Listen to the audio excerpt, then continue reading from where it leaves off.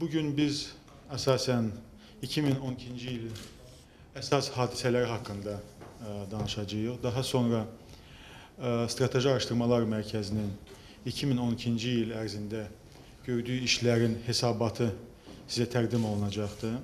2012-ci ilin əsas hadisələrinə gəldikdə Strateji Araşdırmalar Mərkəzi daxildə sorğu keçirərək, eyni zamanda bizim mərkəzlə əməkdaşlıq edən ekspertlərin də fikirlərini nəzərə alaraq əsas bir neçə hadisəni qeyd edir. Bu ilk növbədə başlanğıcı 2011-ci ildə olan, amma 2012-ci ildə sürən Azərbaycan Respublikasının Birləşmiş Millətlər Təşkilatında Təhlükəsizlik Şurasında sədrliyidir.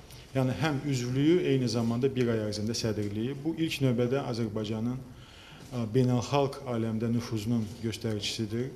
Eyni zamanda regional lider kimi və qlobal məsuliyyət hiss edən bir dövlət kimi onun dəyərləndirilməsidir. Azərbaycan üçün ən əhəmiyyətli layihə Trans-Anadolu qaz layihəsi oldu, TANAP layihəsi və bu, Azərbaycanın neft ölkəsi olmaqla yanaşı qaz ölkəsinə, qaz ixrac edən ölkəsinə çevrilməsində ən vacib addımlardan biridir.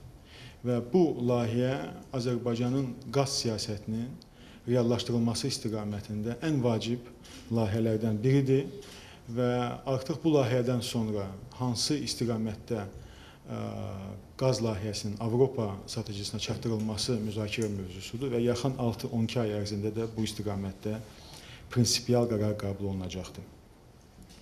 Dünya rəqabətlilik hesabatı indeksində Azərbaycanın yerinin müəyyən olunması. Bu, kifayət qədər simvolik və vacib olan bir məsələdir. Çünki bu indekslər Azərbaycanın inkişafının dəyərləndirilməsini nümayiş etdirir.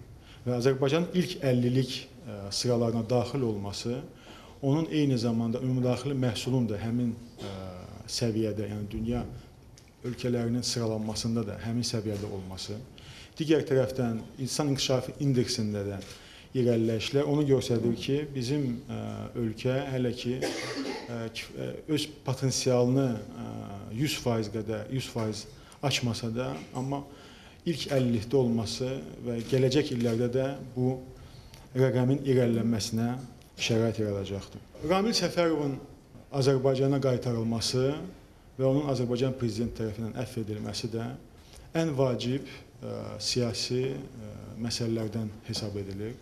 Bu, ilk növbədə dönüş yarada biləcək bir hadisədir. Çünki uzun illər ərzində Macaristanda qalan Azərbaycan zabitinə sahib çıxmaq, onu Azərbaycana qaytarmaq, Azərbaycan Respublikası prezidentinin, Azərbaycan xalqının və Azərbaycan dövlətinin Dağlıq Qarabağ münaqişəsində prinsipial mövqeyini nümayiş etdirilməsinin bir göstəricisidir, bir nümunəsidir.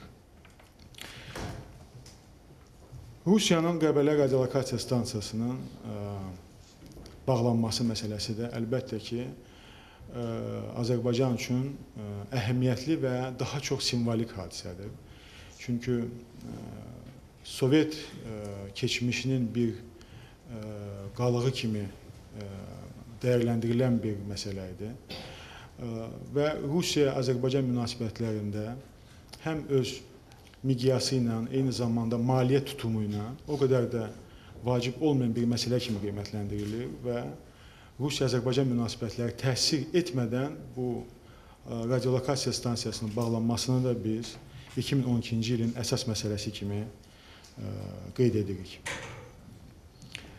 Daha sonra bir neçə mədəni və idman hadisələridir. Bu, ilk növbədə 57-ci Avroviziya mahnı müsabiqəsinin Bakıda yüksək səviyyədə həyata keçirilməsi, Olimpiya, 30-cu London Olimpiya oyunlarında Azərbaycanın 10 medalla 30-cu yeri tutması, yəni dünyada əgər iqtisadi baxımdan ilk 50-likdə isə idman sahəsində ilk 30 ölkədə qərarlaşmışıq. Eyni zamanda 2015-ci ildə ilk Avropa Olimpiya oyunlarının Bakı şəhərində keçirilməsi tutur. Bu da ilk növbədə Azərbaycanın inkişafının, müvafiq şəraitin yaradılmasının şərtləndirən bir amillərdən biridir ki, Azərbaycan iqtisadi gücü onun bu yüksək səviyyəli tədbirlərin həyata keçirilməsində və Bakının və Azərbaycanın yeni imicinin formalaşmasında kifayət qədər çox ciddi rol oynayır və bunun təsiri də gələcək illərdə özünü göstərəcəkdir.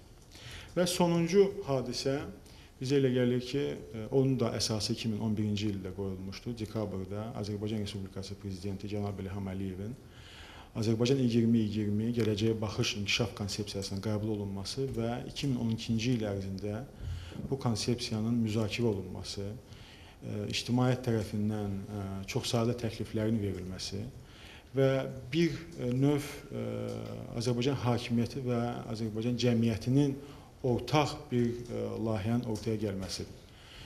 Bu çox vacib olan amildir, çünki inkişafda olan ölkə, ələxüsus təbii ehtiyatları zəngin olan ölkə öz gələcəyini proqnozlaşdırılmalıdır. Onun gələcəyi belə deyək, bir vizyon olaraq ortaya qoyulmalıdır və Azərbaycan 2020 inkişaf konsepsiyası da məhz bu məqsədlər üçün xidmət edir. Əsas istiqamətlər müəyyən olunubdur və Azərbaycan Respublikasının siyasəti də məhz bu istiqamətlərdə həyata keçiriləcəyi haqqında biz fikir söyləyə bilərik. Bununla 2012-ci ildə əsas hadisələrini biz yekunlaşdırırıq. Biz inanırıq ki, bizim bu sıralamamız 2013-cü ildə daha da zəngin olacaqdır. Azərbaycan üçün daha da vacib olacaqdır. 2013-cü ildə bizim üçün kifayət qədər maraqlıdır. Çünki regionda çox ciddi hadisələr baş verəcəkdir. İlk növbədə Ermənistanda, Gürcüstanda, İranda və nəhayət Azərbaycan Respublikasında prezident seçkiləri keçiriləcəkdir. 2014-cü ildə Türkiyədə prezident seçkiləri keçiriləcək və bu istiqamətdə də Türkiyədə ciddi proseslər baş verəcəkdir ki, bu da Cənubi Qafqaz regionuna təsirsiz ötüşməyəcəkdir. Yəni 2013-cü il kifayət qədər maraqlı və eyni zamanda Azərbaycan üçün əhəmiyyətli il olacaqdır və biz inanırıq ki, 2013-cü ildə də sizlə bu hadisələri birlikdə təhlil edəcəyik və öz təhlillərimizi sizlə bölüşəcəyik.